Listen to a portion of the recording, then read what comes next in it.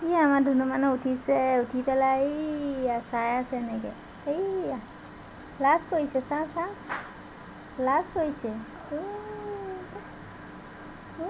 পজটো চাওক। ধুনু মানুহ খোৱাৰ পৰা উঠি পেলাই লাজ লাগিছে, লাজ লাগিছে। চাওঁ শুন, চাওঁ চাওঁ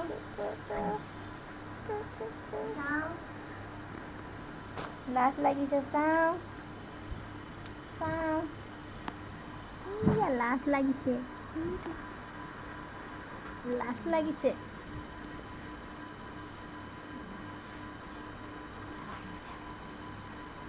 লাজ লাগিছে